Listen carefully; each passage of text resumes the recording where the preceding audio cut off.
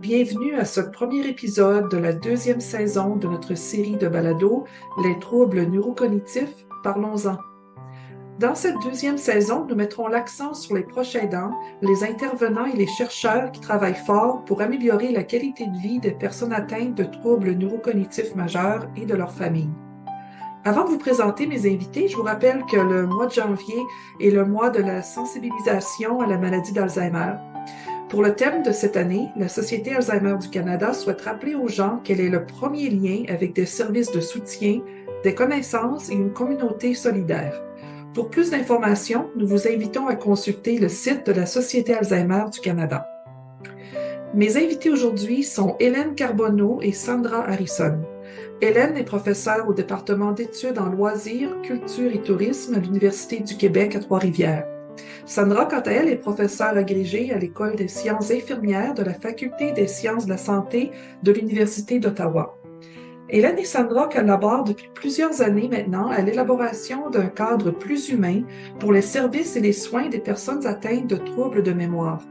Ce cadre, qu'elles appellent l'approche par le plaisir, optimise la qualité de vie des personnes en misant sur leur bien-être psychologique. Avant de décrire leur approche par le plaisir, j'ai demandé à Sandra et à Hélène de nous parler un peu de leur parcours et de ce qui les avait amenés à s'intéresser à cette clientèle des personnes atteintes de troubles de mémoire. Je ne me suis pas intéressée à la clientèle des personnes âgées en premier lieu. Alors, comme jeune infirmière, j'étais plus dans les soins d'urgence et soins intensifs.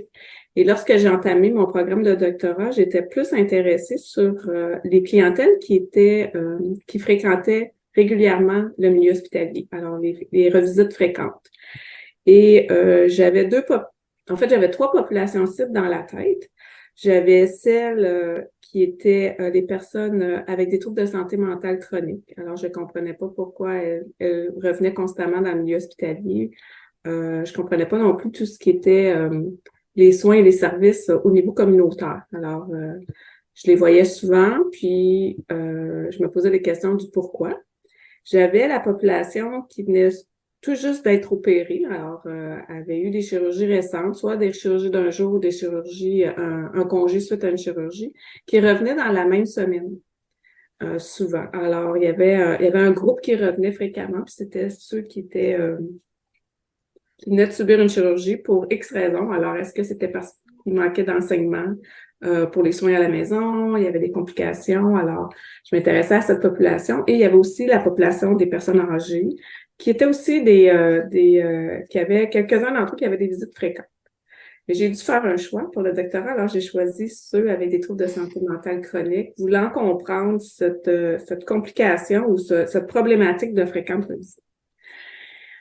En faisant ou en terminant mon programme de doctorat, je me suis ensuite intéressée au parcours de vie des gens avec des troubles de santé mentale graves.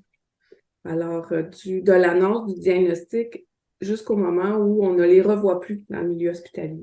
Mm-hmm. Pour me rendre compte que cette population, j'avais des données où j'avais des dossiers, je travaillais avec des dossiers médicaux, puis j'avais des dossiers sur une période de 30 ans. Alors, j'étais capable d'aller vraiment dans un parcours de vie là, de jeune adulte jusqu'à la période d'âge plus avancé, là, dépendamment à quel moment on entrait dans le hospitalier pour les services psychiatriques.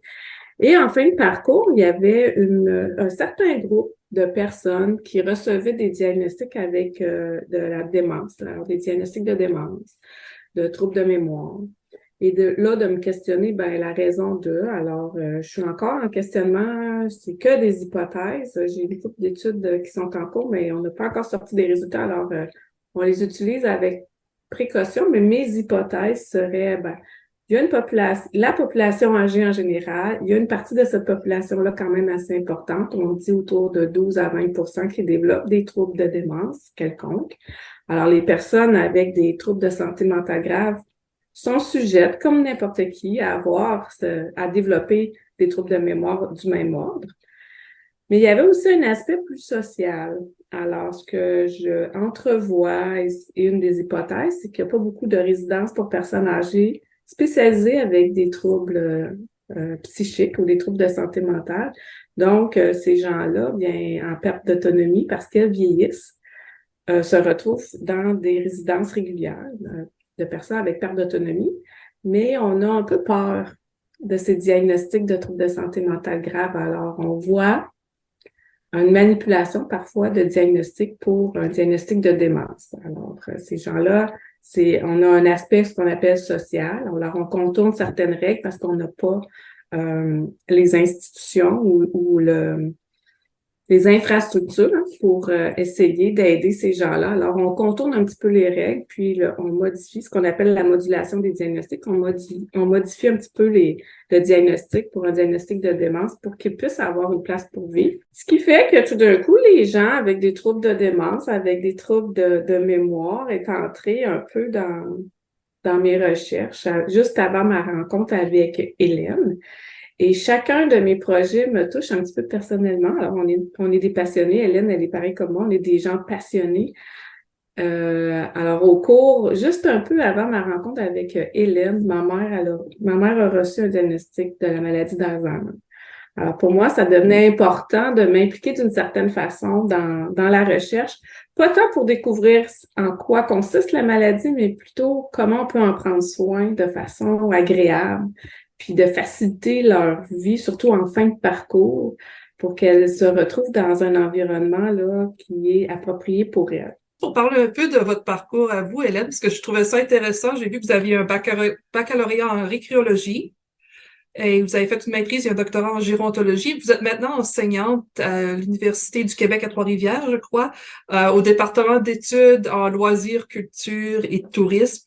Et pour les gens comme moi qui connaissent pas beaucoup ces départements-là, ces sciences-là, ça, c'est quoi le lien entre les loisirs, les cultures, le tourisme et la gérontologie? Ben, en fait, quand j'ai terminé mon bac, en 1982, j'ai eu un premier emploi. Il y a beaucoup d'intervenants en loisirs qui travaillent dans les unités de soins de longue durée.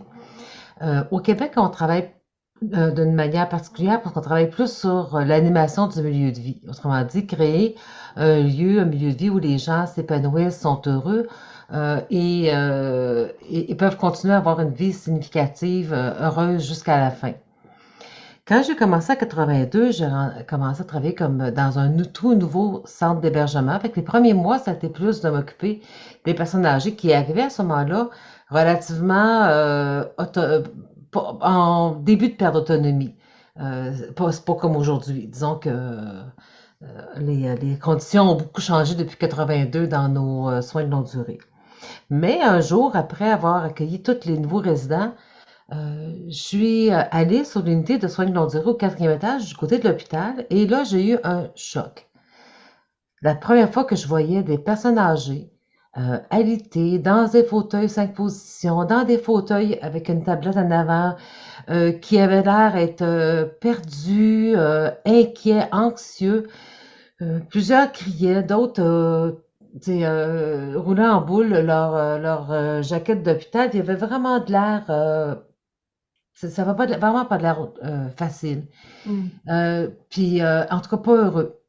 Puis moi, quand je suis revenue chez nous ce soir-là, je suis revenue profondément préoccupée par le fait de dire, ben, ils ont droit aussi, eux, à ce que j'apporte du bonheur, pas juste les gens de la résidence du centre d'hébergement qui peuvent venir à l'activité de bricolage, aux jeux de société, à la fête.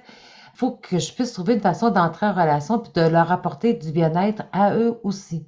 Puis c'est là que j'ai commencé à développer des activités plus individualisées. Fait que là, bon, bonne idée, je suis arrivée avec un petit chien. Ça allait bien, les gens les caressaient, je les voyais sourire. Je voyais que j'étais capable de les atteindre avec une activité. Ah là, j'ai tout épanoui, j'en prends un autre, on va commencer avec la musique. Je trouve un musicien, on arrive au chevet de chaque personne, on a demandé aux familles c'est quoi leur chanson préférée, on leur chantait, on avait encore là des beaux grands yeux, des sourires, tout ça. Mais c'était beaucoup d'organisation pour finalement arriver à la fin de la semaine que j'avais offert à chacune des personnes peut-être 10 minutes. 2 fois 10 minutes sur 7 jours. C'est une goutte d'eau dans l'océan. Ça durait plus que 10 minutes, c'est sûr. Une fois que je sortais de la chambre, la personne était bien. Peut-être ça pouvait durer pendant 1 heure, une demi-journée, je ne sais pas. Mais c'était fugace comme approche. Puis là, c'est là que je suis partie à me dire, mais pourquoi ça fonctionne? Donc là, j'ai commencé à travailler avec plusieurs personnes tout au long de mon parcours. J'ai changé d'emploi. Je suis arrivée dans un institut universitaire de gériatrie de Sherbrooke maintenant. Dans le temps, c'était l'hôpital Diouville, où on était quand même une bonne équipe. On était 4 ou 5 intervenants à loisir. Et avec mes collègues, on a commencé à discuter et peu à peu, avec des stagiaires, avec différentes personnes, j'ai continué à développer des approches, puis j'ai fini par comprendre que ce qui fonctionnait dans ces activités-là, comme la visite avec le petit chien, la musique, c'était qu'on passait par 3 principes. Le premier, la mémoire affective. Donc, on partait sur quelque chose que les gens aimaient. C'est certain que quelqu'un qui aurait peur des chiens, on n'aurait pas eu un effet positif avec la visite du petit chien. Oui. Deuxième élément, puis on allait par le confort psychologique. Donc, une entrée par la mémoire affective, quelque chose qui était significatif, qui avait des souvenirs heureux accrochés à ça pour la personne, et qui, par cette expérience positive, les amenait dans un état de confort psychologique à être bien. Le confort psychologique, c'est comme si on parlerait, si on avait le comparable avec le confort physique, c'est une espèce d'état de quiétude qu'on génère chez la personne. Donc, si vous vous rappelez, au début, je vous parlais de mon choc avec les aînés qui criaient puis qui gémissaient dans Oui. l'unité. Et là, par cette approche-là, je réussissais à les faire sourire, à les faire se tourner vers moi, à avoir un moment où ils devenaient calmes, ils devenaient sereins. Et c'était merveilleux comme approche. Un jour, j'ai eu une expérience positive avec un monsieur, entre autres, particulièrement. Bon, j'étais en train de faire une activité sans but, parce que le troisième principe, c'est le principe qu'il n'y a pas d'erreur. Je faisais en principe des casse-têtes avec des gens. J'avais des casse-têtes de 5, 9, même un de 100 morceaux. Il y en avait d'autres qui regardaient des images, tout simplement. D'autres qui étaient là, puis qui étaient assis à l'entour de la table, puis qui regardaient les autres travailler. Il n'y avait pas, au casse-tête, il n'y a pas de bonne façon, de mauvaise façon de participer à l'activité. Juste d'être là, d'être bien. Puis il y a un monsieur qui arrive face à moi, qui regarde ce qu'on fait, puis je lui demande, est-ce que vous aimez les casse-têtes? Puis là, il me répond, pourquoi tu penses que j'ai toujours une femme dans ma vie? Donc là, je pars à rire. Je me dis, c'est un monsieur qui a la maladie d'Alzheimer, il fait une blague comme ça. Je vois sa fille l'après-midi, elle éclate en sanglots. Puis là, j'ai réalisé qu'elle, puis les autres membres de famille, souvent quand ils venaient, la personne devenait désorganisée parce qu'elle essayait de lui faire une activité, mais selon les règles établies de jeu de cartes ou de ça, ça créait de l'anxiété. Puis à un moment donné, tout finissait négativement. Puis c'est là que j'ai décidé que ça serait mon projet au doctorat, de développer un programme pour enseigner ça aux familles. J'ai fait ça, j'ai fait mon doctorat, j'ai développé le programme. Ensuite, il y a du milieu communautaire qui m'ont dit, ah, un programme individuel, moi c'était en un pour un, là, pas rentable. Fait que là, j'ai développé une approche de groupe, on l'a développé, on a fait des formations. Puis là, il y a un autre groupe qui est encore venu me chercher, un groupe de Coansville, puis qui nous ont dit, nous autres, ce qui nous intéresse, c'est pas ton programme, c'est ta philosophie, l'approche par le plaisir qui nous intéresse. Puis là, on a commencé à voir comment on pouvait appliquer cette approche-là, du maintien à domicile, les dames qui allaient faire du répit à domicile, jusqu'aux soins de longue durée avec les préposés aux bénéficiaires. Puis c'était le début de la belle aventure de l'approche par le plaisir, qui devient pas une activité à réaliser avec quelqu'un, qui devient un moyen d'entrer en relation d'une façon positive, significative, puis qui génère du bien-être chez la personne atteinte de troubles cognitifs. Oui. Fait que là, je suis dans ça, puis on l'a implanté à un endroit avec, bon, on avait fait un premier essai dans un CHSLD avec des résultats extraordinaires, les préposés étaient emballés, puis là, on l'implante dans un autre milieu, puis là, ça fonctionne pas. La personne en loisir qui l'implantait, elle donnait des ordres aux préposés, elle les utilisait comme des employés pour aller animer les personnes. Donc, elle avait ramené l'approche à une activité à faire avec quelqu'un et non pas un moyen pour le préposé d'entrer en relation positivement avec la personne. Puis là, ça n'a vraiment pas fonctionné dans ce milieu-là, ça s'est pas implanté, il y a eu beaucoup de résistance, puis tout ça. Et j'étais sur cette espèce de questionnement-là quand la vie m'a permis de rencontrer Sandra. Cette belle rencontre entre Sandra et Hélène a eu lieu lors d'une journée spéciale à l'Université du Québec à Trois-Rivières qui réunissait tous les chercheurs qui s'intéressent à la santé. Quand Sandra a exprimé beaucoup d'enthousiasme pour le projet de recherche d'Hélène, Hélène a tout de suite su qu'elle venait de trouver sa perle rare. une autre passionnée comme elle, avec qui elle éprouverait beaucoup de plaisir à travailler son approche par le plaisir. Dans le passage qui suit, Sandra explique en quoi consiste cette approche par le plaisir. Alors, l'approche par le plaisir, Hélène, elle a déjà donné quelques petits concepts Oui. En discutant, mais on peut en rajouter quelques-uns. La première chose qu'on veut avec l'approche par le plaisir, surtout lorsqu'on implante, ce n'est pas un ajout de tâches, c'est juste une atmosphère qu'on change. Alors, on se donne la permission d'avoir du plaisir au travail et d'offrir du plaisir là, à je veux dire la clientèle, là, parce que on travaille tant au milieu communautaire que dans le réseau public présentement, alors que ce soit des résidents ou des gens qui utilisent les services communautaires où ils se rendent. Et on travaille sur cette mémoire affective. Alors, ce qu'on sait selon les études, c'est que la mémoire affective qu'on appelle la mémoire du cœur, c'est la dernière mémoire qui oublie. Alors, c'est une des mémoires, je pense, qui est le plus importante, mais en même temps qui est réconfortante dans un certain sens. Alors, comment on s'organise, dans le fond, en tant qu'individu? Alors, on va s'appeler des aidants là, ou des intervenants, dépendamment si on est proche aidant ou si on travaille au sein de cette population là, avec des troubles de mémoire. Mais comment on peut établir un lien de confiance avec la mémoire affective pour un petit peu changer la donne dans nos soins ou dans nos services puis que ce soit plus facile? Alors, Hélène, elle expliquait bien comment on peut établir une relation de confiance avec cette population avec des pertes de mémoire. Alors, c'est sûr que quand c'est notre maman ou quand c'est notre conjointe ou notre sœur ou frère, la mémoire affective, elle est déjà présente. Elle se souvient qu'elle t'aime d'une certaine façon. Alors, juste pour donner un exemple, ma mère, je vous l'ai dit, est atteinte de la maladie d'Alzheimer, puis une de ses plus grandes peurs, c'était de nous oublier, d'oublier nos noms et de nous oublier. Et à un moment donné, je lui ai dit, tu sais, maman, la mémoire du cœur, elle n'oublie jamais. Tu te souviendras pas qui je suis, tu te souviendras pas de mon nom, mais tu vas te souvenir que tu m'aimes, qu'on s'aime, puis qu'on est bien ensemble. Alors ça, c'est super important parce que ça va rester, dans le sens que lorsqu'on parle à nos aidants, nos proches aidants, ce qu'on dit, surtout lorsque les gens sont, par exemple, en résidence. Alors, souvent, on a, puis je voulais des exemples, j'en t'en donner un, juste avec la mémoire affective. Les proches aidants, éventuellement, viennent de moins en moins souvent. Certains, je ne vais pas toutes les nommer, mais certains, il y a un groupe qui vont venir de moins en moins souvent visiter leurs proches, parce qu'à chaque fois qu'ils viennent visiter leurs proches, un, ils ne se souviennent pas d'eux, puis deux, souvent, ils vont juste dormir.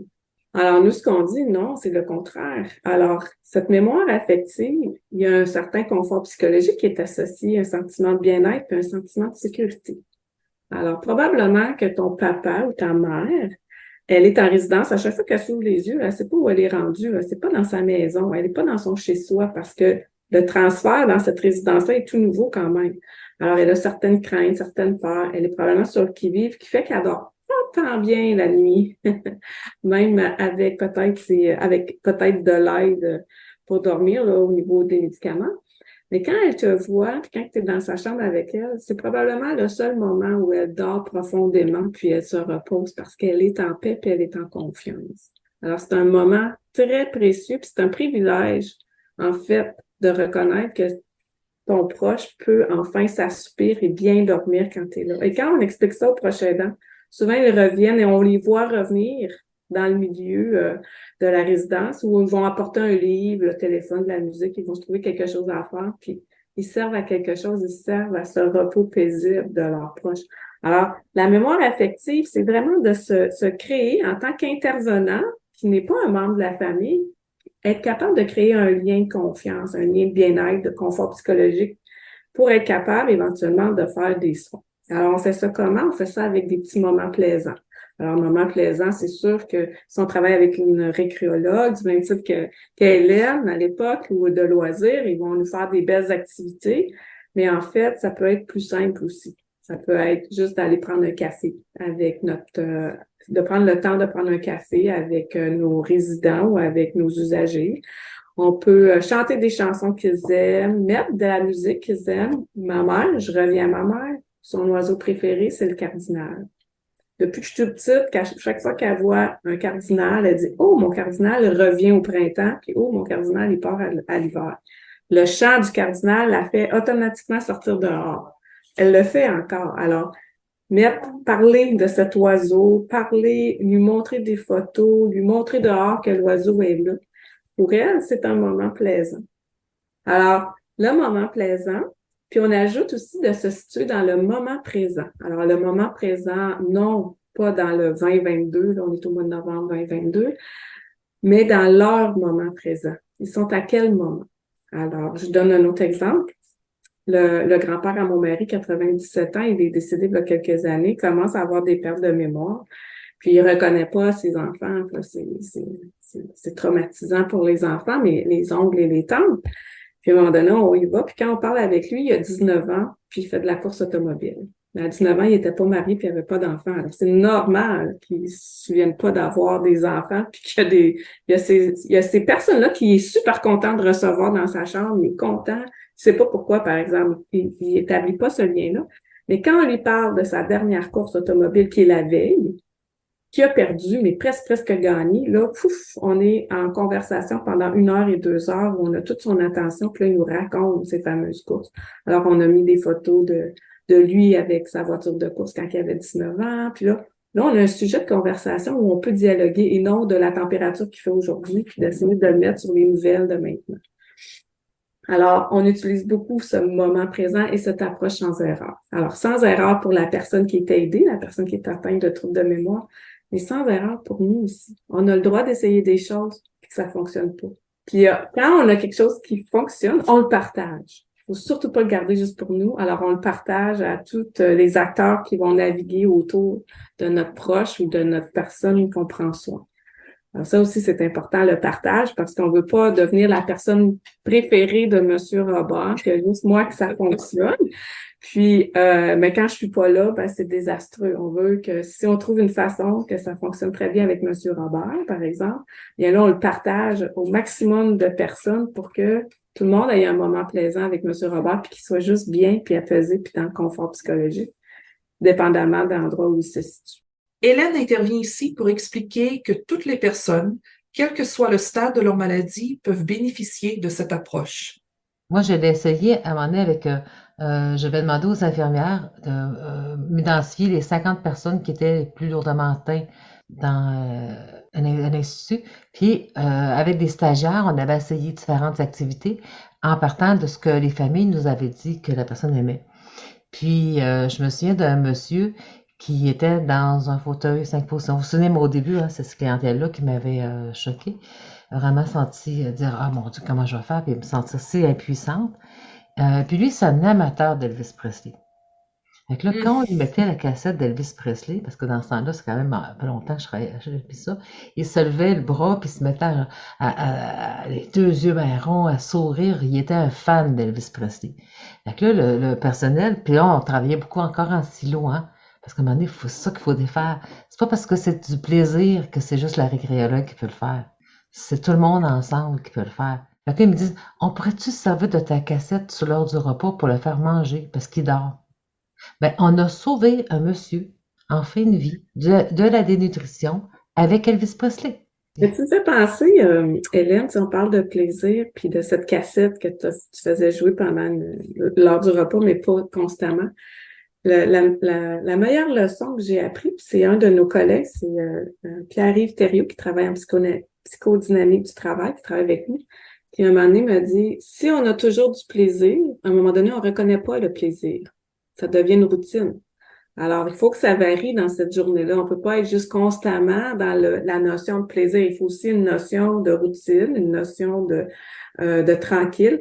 Le plaisir, pour moi, c'est aussi, quand je travaillais à la maison Gilles Carle, où à un moment donné, on implantait, ils étaient déjà dans le plaisir, mais là, ils étaient intenses dans le plaisir, puis à un moment donné, il y a une dame qui était un peu fatiguée, elle voulait plus jouer, c'était de reconnaître la fatigue. Elle est allée s'étendre sur le lazy boy, on lui a mis une couverture au soleil, puis elle s'est endormie. Mais ça aussi, c'était du plaisir.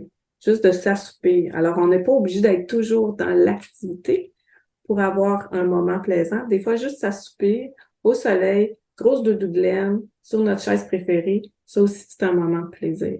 Mais c'est quand même une approche qui est très individualisée. Puis le plaisir, c'est très subjectif. Ce qui fait plaisir à l'un fait pas nécessairement plaisir à l'autre. Alors, quand on parle de préposés, de personnel infirmier, de peut-être même des médecins, euh, est-ce que c'est difficile pour ce personnel soignant-là de découvrir qu'est-ce qui va faire plaisir à chaque patient dont ils s'occupent? Est-ce qu'ils ont le temps de s'investir et de faire ces découvertes-là? Ils ont le temps, ils ont juste à consulter le spécialiste là-dedans.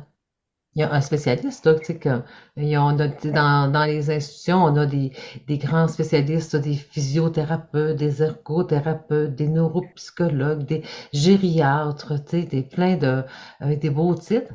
Mais il y a un expert qui s'appelle le proche. C'est l'expert en connaissance de sa personne aimée. J'avais acheté une série de livres qui existe au Québec sur les mémoires d'antan. Puis il y en avait un sur la drave. Puis là, les Oui. livres, on avait mis les livres. Puis le monsieur il s'est mis à regarder ça, puis il s'est mis à parler qu'il avait fait de la drave. Son fils ne le savait pas, parce qu'il avait connu son père camionneur. Mais là, ils sont mis à parler. Puis quand il venait, il prenait le livre, puis là, il faisait parler de son père de la drave, de ses souvenirs. C'était des souvenirs, comme disait Sandra tantôt, c'était ça, son moment présent.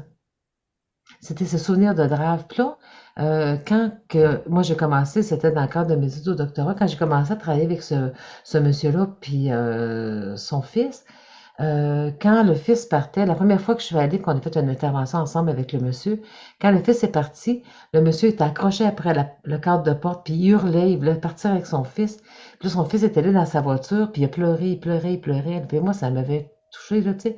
Mais à la fin du programme, avec ça, il venait, il arrivait avec le monsieur, mais c'est un camionneur, hein, fait que son Tim Horton, son beigne, il arrivait avec ça, il lui donnait ça, il prenait un café, pour ça, il prenait le petit livre. Ils passaient 1 heure ensemble, vraiment, vraiment paisible. Puis là, à un moment donné, il disait, ah, ben là, il va falloir que j'y aille, moi, là. Ben oui, ben c'est bien bon, mon gars, vas-y, tu sais. Le monsieur, il était tellement bien, il était tellement dans le confort psychologique, pas d'anxiété de savoir où est-ce qu'il est. Il est tellement bien qu'il se pose pas des questions. Je suis pas chez nous, faut que je parte d'ici, j'ai pas d'affaires ici. Il est juste bien, parce qu'il vient de vivre un moment paisible.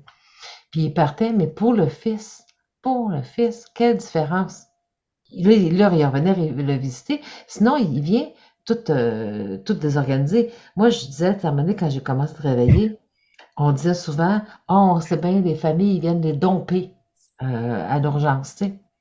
Ils arrêtent, quand ils sont admis en soins de longue durée, ils les abandonnent, les parents. Ça se peut-tu, là, que la mère de famille qui a 3 enfants, qui a des lunchs à préparer demain, qui a le ménage à faire, qui travaille à temps plein, elle n'a pas l'énergie de venir puis d'avoir le cœur brisé 3 jours par semaine, tu sais, à toutes les semaines. À un moment donné, elle se dit, ben, de toute façon, elle me reconnaît, puis elle justifie. Mais moi, dans une des personnes avec qui j'avais intervenu comme ça, était justement dans ce contexte-là où ça l'épuisait qu'elle venait voir sa mère. Après avoir suivi le programme, avoir su comment entrer en relation avec elle, puis avoir vécu ces moments plaisants-là, elle me disait, quand j'ai une mauvaise journée au travail, je vais visiter maman pour me ressourcer. Hmm. Puis le personnel infirmier, c'est la même chose. Au travers de ça, leur travail peut devenir parfois beaucoup plus facile. On voit bien qu'avec cette approche-là, on améliore beaucoup la qualité de vie des patients, mais des patients qui ont une meilleure qualité de vie, est-ce que ça fait des meilleurs patients, est-ce qu'ils sont plus faciles à soigner? Puis je pense que Sandra a quelques anecdotes par rapport à ça. Non seulement c'est plus facile à soigner, mais c'est plus agréable aussi à travailler. Vous savez que l'approche par le plaisir, on vous l'a pas dit, mais moi, je pense qu'on vous l'a dit, mais très rapidement, c'est vraiment pour tous les stades de la maladie. Et on a aussi des résultats avec les gens qui sont plus grabataires, ça veut dire plus recroquevillés dans leur vie. Alors, à quel moment on va savoir qu'ils sont dans un moment de bien-être? C'est des fois, il y a une petite lumière dans leurs yeux qui allume, qui fait qu'on a quelques minutes d'attention avec ces gens-là. Et là, ça va être notre moment où on le sait on vient de les toucher dans ce sentiment de sécurité puis de bien-être.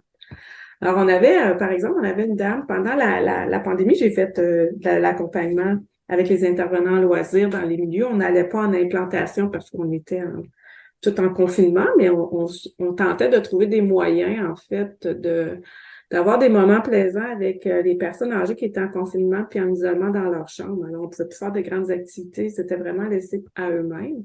Et les intervenants en loisirs, alors tous ceux qui naviguaient autour, en loisirs, on commençait à se poser des questions pour des activités plus individuelles. Alors, l'approche par le plaisir a vraiment les a vraiment outillés à ce niveau-là. Qu'on a développé aussi une communauté de pratique dans nos rencontres que Hélène parlait tout à l'heure là, de 3 fois semaine. Et une des histoires qui nous a été partagée, c'est avec une intervenante justement en loisir. Puis elle avait une dame qui était plutôt alitée, assez avancée dans la maladie, qui parlait plus. Et à tous les jours, elle allait la visiter pendant quelques minutes, puis elle s'assoyait sur son lit, sur le bord de son lit, puis lui prenait la main, puis là, elle avait un contact visuel, puis elle lui chantait des chansons. Alors, elle lui chantait des chansons d'une certaine époque, là, où qu'elle aimait en particulier, puis elle lui chantait des chansons. Puis là, c'était leur moment de connexion, toutes les deux, qu'elles avaient, là, à tous les matins.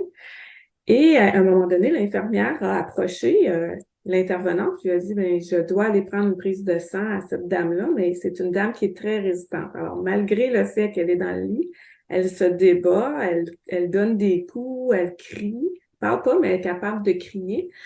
Et c'est toujours compliqué. Alors, l'infirmière explique à l'intervenante, tu sais, ça me prend 2 puis 3 personnes pour la tenir, pour l'immobiliser, pour que je sois capable de prendre la prise de sang. C'est sûr que, étant donné qu'elle se débat, ben, je rate tout le temps mon cou, au moins 1, 2, puis des fois 3 fois. Alors, c'est douloureux pour elle. C'est stressant pour moi parce que juste de penser qu'il faut que j'aille piquer, prendre la prise de sang à la patiente, à la résidente, ben, je suis déjà stressée en partant, puis je suis même pas rentrée dans la chambre. Ben oui. Fait que là, elle dit, t'arrêtes pas de parler là, de ton approche, là, que ça fait des miracles. Elle dit, ça te tente-tu, on va l'essayer. Alors, l'intervenante, elle s'appelle Andréane. Je vais utiliser son nom parce que j'utilise son histoire, puis j'ai la permission de l'utiliser, son histoire. Alors, Andréane, elle dit, pas de problème. Elle dit, je vais rentrer dans la chambre avant. Je vais m'installer comme d'habitude. Je vais prendre la main, puis je vais commencer à chanter. Puis tu rentreras dans la chambre après. Je vais lui dire à la patiente que tu viens prendre une prise de sang. Tu t'installeras, puis tu t'avertiras. On va voir comment ça fonctionne, tu sais. Alors, elle commence à chanter, puis elles ont ce moment de connexion, puis l'infirmière rentre. Alors, Andréane a dit, bon, l'infirmière est ici pour prendre une prise de sang, là, Madame Intel. Elle va s'installer. Mais continue de chanter. L'infirmière met le garrot, désinfecte, la patiente, elle bouge pas du tout. Puis là, l'infirmière a dit, OK, madame, je vais vous piquer dans 1, 2, 3 pics, la madame. La madame, elle réagit pas, se laisse faire. Prends ses prises de sang, ça a pris même pas 1 minute et demie. Tout est fini, pas de résistance, pas d'éclat. Tout s'est fait d'une façon tellement paisible. L'infirmière, elle a terminé, puis elle a dit, qu'est-ce que je viens de vivre là? Et là, Andréane était tellement fière, elle a dit, là, tu viens de vivre l'approche par le plaisir. Alors, ça a pris qu'une infirmière avec l'intervenante en loisir, parce que c'est l'intervenante en loisir qui avait la connexion, ce lien affectif, avec cette mémoire affective qu'on parlait. Et ça a pris qu'une infirmière, au lieu d'une infirmière de préposée. Ça a pris 1 minute et demie, 3 minutes au lieu d'une quinzaine de minutes. 0 cri, 0 résistance, tout s'est fait en douceur. Une idée qui m'est venue à l'esprit, Sandra, quand vous me racontiez l'histoire de la prise de sang, c'est que, évidemment, maintenant, avec cette approche-là, c'est un moment beaucoup moins traumatisant, beaucoup moins violent pour le patient. Mais ce qui me vient à l'esprit, c'est qu'on entend souvent dire dans les médias que le métier d'infirmière, ça peut être un métier très difficile. Les infirmières se font parfois violenter. Et si les patients sont moins stressés, est-ce que ça protège aussi le personnel soignant contre des agressions qui sont faites consciemment ou non? Ben, tout à fait. Puis, tu sais, il faut aussi c'est vrai que c'est un environnement qui devient violent pour le surplus de tâches, le surplus de travail, le manque d'infirmières, le manque de personnel. Mais il y a la majorité de ces actes de violence sont faits inconsciemment. C'est pas consciemment, c'est par la résistance, c'est parce que tu me fais mal, donc j'évite, je donne un coup. Tu réagis. Je pousse, je réagis. Alors, juste, je pense que oui, c'est une bonne. Peut-être qu'il faudrait aussi mesurer ça. Ça serait intéressant de mesurer si ça diminue les actes de violence, surtout inconscients, là. Même peut-être conscients. Les études qui ont été faites en psychodynamique du travail, bon, la psychodynamique du travail, la première fois que Pierre-Yves en a parlé, il parlait des sources de souffrance et de plaisir au travail. Ben, on a une espèce de culture que le travail, il faut que ça soit désagréable, on dirait, tu sais. On dirait que c'est, moi, ça n'a jamais été ça dans ma vie, là. Je me compte chanceuse de chaque jour me lever contente d'aller travailler, puis que c'est pas une source de souffrance dans ma vie. Quoique, c'est sûr que des fois, c'est plus souffrant si j'ai 100 travaux à corriger. Mais dans les unités sur long durée, moi, ce que je me souviens dans le temps, c'est comme si on n'avait pas le droit de rire. On n'avait pas le droit d'être heureux. Si quelqu'un avait l'air de rire, tu sais, je vois des remarques se dire, mon Dieu, t'as l'air de toutes tes affaires, t'as le temps de rire un matin, toi? Comme si rire, ça prenait plus de temps Oui. quand on se déplace que de se déplacer en chialant. C'est pas, prend pas plus de temps, ça. Je pas besoin d'études pour démontrer ça. Et ce qu'on a démontré, c'est avec Pierre, avec les petites études qu'on a faites au début, qui ont donné le goût d'aller plus loin, puis de vraiment voir dans un contexte organisationnel, c'est que ça permettait aux gens d'avoir un sens plus positif au travail. Juste ça, c'est une grosse différence. On propose, je vais juste pousser sur ce que tu dis, Hélène, on propose vraiment un changement de philosophie, un changement de voir les choses, hein. Dans les professionnels de la santé, on apprend que les troubles cognitifs, c'est très défaitiste, c'est quelque chose de très négatif. On voit pas, il y a pas de remède, hein, ils ne deviendront pas mieux, ça va être juste être dans le déclin.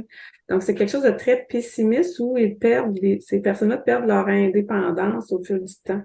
Alors, on a un regard très noir par rapport à cette maladie. Moi, la première, avant de rencontrer Hélène, je pense que c'est ça qui m'a le plus touchée, Hélène, quand tu m'as parlé de ton projet, c'est que j'avais jamais réfléchi à cette maladie-là, à cette condition avec les pertes de mémoire comme quelque chose qui pouvait être le fun et plaisant. Et ma première implantation que j'ai été impliquée, c'est dans le réseau des maisons Jules Carle. C'était la maison Jules Carle, où c'est une maison de répit pour les aidants. Puis je suis arrivée, puis c'était le party.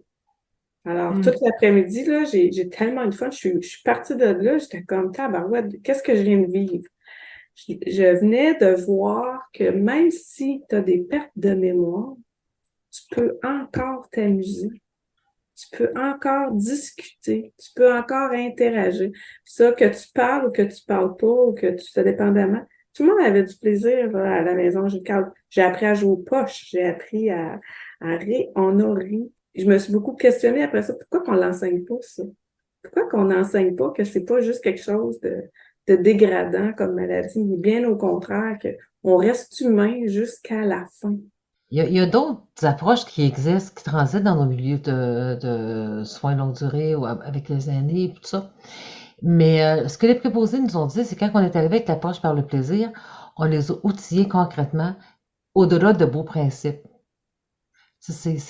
Oui, la best fit approach, OK, mais comment? Puis qu'est-ce que ça donne? Tu sais, c'est ce qu'on trouvait intéressant. C'est comme en continuité avec des travaux qui se font depuis des années dans les soins de longue durée et qui font juste amener le truc un peu plus loin, outiller les jeunes de façon concrète, et aussi donner du sens aux aidants. Tu sais, moi, je pense, une fois, je faisais un groupe de discussion parce que l'approche, on l'enseigne aux aidants qui sont encore à domicile avec leurs proches, puis qui l'utilisent pour créer plus de moments plaisants quotidiens avec leurs proches, puis plutôt que de juste essayer d'enlever le fardeau du rôle d'aidant, moi j'essaie de rajouter des éléments positifs du rôle d'aidant.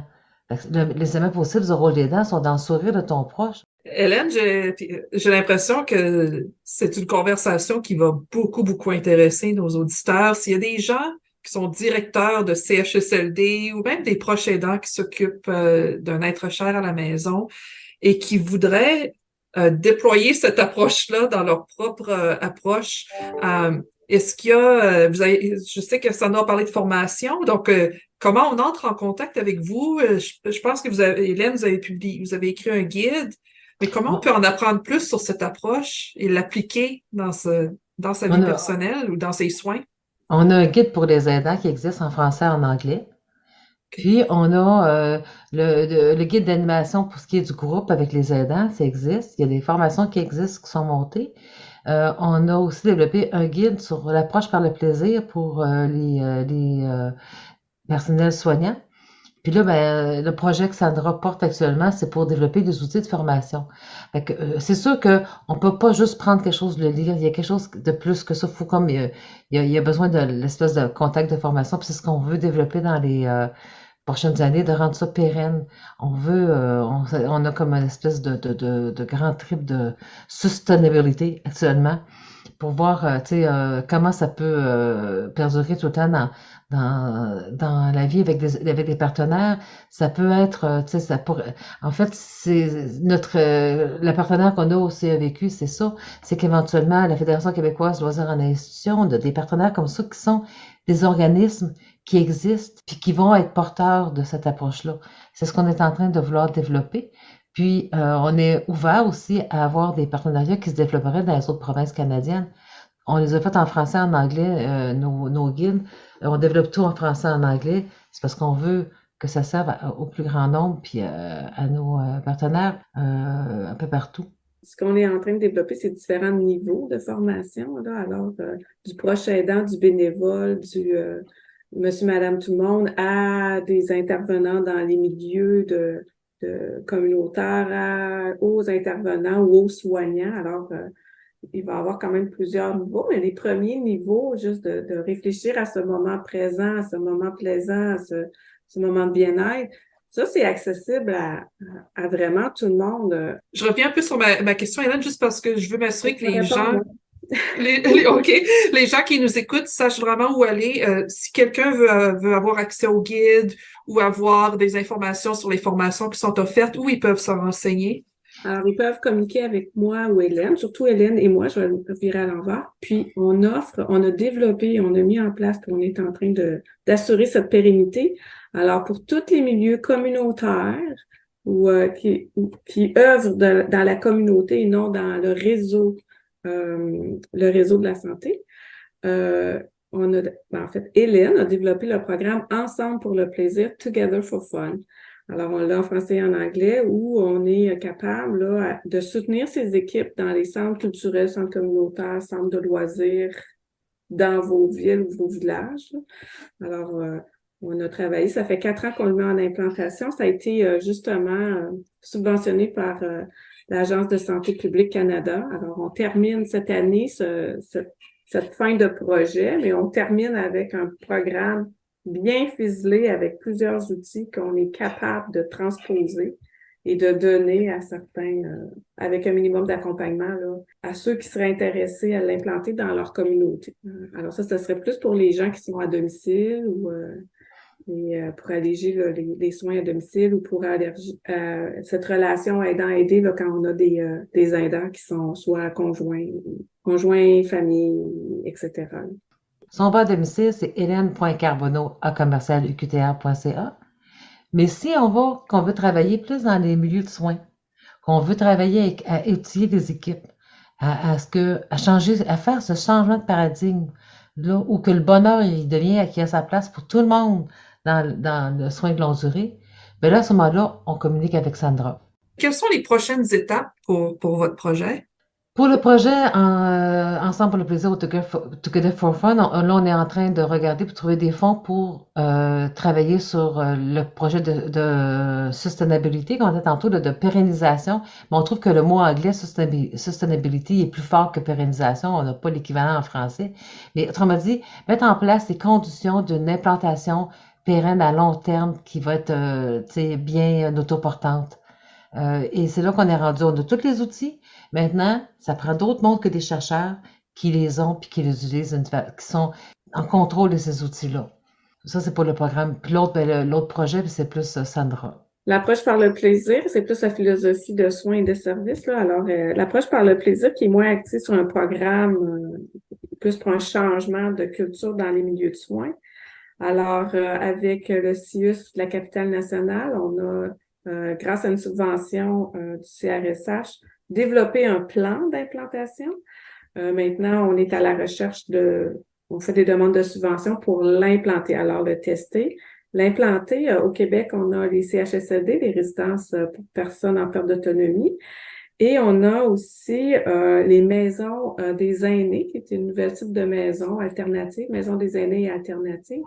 Alors, le but, c'est d'implanter dans un CHSLD et dans une maison pour que l'année suivante, on voit si le CHSLD qui est implanté peut aller lui-même l'implanter dans un autre CHSLD pour d'ici 5 ans que le CIUS de la capitale nationale puisse aller implanter dans un autre CIUS, puis qu'éventuellement, on sort aussi des provinces. Alors, pour qu'ils deviennent tous autonomes dans cette implantation, puis pour s'approprier de l'approche par le plaisir sans nécessairement avoir l'équipe de recherche qui sera jamais loin, mais qui peut pas faire tout le Québec ou tout le Canada ou qui peut pas s'en aller en Europe tous en même temps parce qu'on a plein d'autres choses à faire, moi puis d'autres projets, mais ça s'en vient tranquillement là, dans les milieux, fait qu'on est très contents, très excités. Puis les milieux nous attendent avec impatience, fait que ça ajoute beaucoup de bonheur dans nos projets, hein? La plus grande joie, c'est quand moi je vois, par exemple, ici, le Centre Multiplus qui l'offre depuis 7 ans. Quand j'entends les animateurs qui, au début, avaient peur, se disaient, ben non, je ne pourrais jamais animer l'activité avec quelqu'un qui a des atteintes neurocognitives, là, c'est bien trop compliqué. Se sentir à l'aise, puis découvrir ça, que mon Dieu, puis créer plein d'activités par eux-mêmes par après, puis de voir qu'ils portent en eux-mêmes après, là. Ingrid, j'aimerais juste conclure avec, on a une résidente qui fait partie du comité pilote et quand elle est rentrée dans la résidence pour personnes âgées en pleine COVID avec des troubles, avec des pertes d'autonomie, mais plus d'ordre physique. Puis elle a dit, quand je suis arrivée, j'étais déprimée, je voulais mourir et j'ai été reçue dans le plaisir, dans le fun et ça m'a redonné le goût à la vie. C'est Et beau. là, elle s'implique ardemment dans ce déploiement de l'approche par des plaisirs au sein des CHSLD de Québec. Alors, on a des beaux témoignages, on sait que ça fonctionne. Ça s'est bâti avec plein de gens, mais aussi avec des gens qui ont cru en nous et qui nous ont donné des sous. Il y a la fondation de l'Institut universitaire de gériatrie de Sherbrooke qui m'avait donné une bourse, une subvention de recherche pendant mes études de doctorat. Le secrétariat aux aînés qui nous a, du gouvernement du Québec qui nous a soutenus avec un projet CIRA. On a eu d'autres aussi projets avec les centres, les CRI, le Centre régional de développement ou je ne sais plus de ce que ça veut dire, mais c'est aussi du gouvernement du Québec. Quand on a voulu travailler avec les organismes communautaires, c'est eux qui l'ont eu. On a eu le Réseau québécois de recherche au vieillissement qui nous a soutenus pour développer le continuum de services, transposer l'approche en un pour un, en groupe, à une approche, une philosophie qui sert au personnel.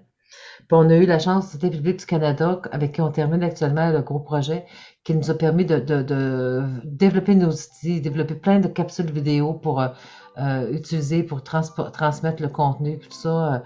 Ben maintenant, mon espoir, un site web en français, en anglais. Et mon espoir, c'est que tout ça, ben, ça soit utilisé par plein de monde, puis que ça fasse en sorte qu'on ait une quantité de plus en plus grande d'aînés qui vont finir leur vie et d'aidants qui vont finir leur vie dans le bonheur. Hélène, j'aimerais rajouter, vivez vos moments de bonheur, en ayez conscience, puis partagez-le avec vos proches pour qu'ils puissent éventuellement nous le dire à nous quand on va prendre soin de vous. Partagez ce qui vous fait plaisir. C'est ce qui conclut cet épisode de notre balado. Nous remercions encore nos invités Hélène Carbonneau et Sandra Harrison pour ce bel entretien. Je vais toujours me rappeler de ces mots de Sandra qui a dit à sa mère: « La mémoire du cœur, elle n'oublie jamais. Tu ne te souviendras pas de qui je suis, tu ne te souviendras pas de mon nom, mais tu vas te souvenir que tu m'aimes, qu'on s'aime et qu'on est bien ensemble. » Je pense que ces mots vont agir comme un baume sur le cœur de tous ceux et celles qui ont un proche atteint de troubles de mémoire.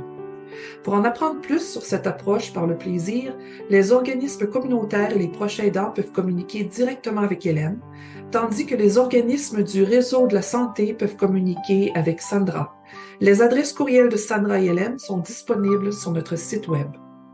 Nous remercions notre partenaire institutionnel, le Centre d'éducation et de recherche sur le vieillissement et la santé de l'Université Lakehead à Thunder Bay, Ontario, ainsi que l'Agence de la santé publique du Canada pour leur soutien financier. Cette série de balados est produite par Joanne Chalifour, chargée de projet, Daniel Hubert, ingénieur du son, et votre animatrice Ingrid Gagnon. Pour plus d'informations sur notre série, veuillez consulter notre site web au www.dementiadialogue.ca. Merci encore d'avoir été des nôtres.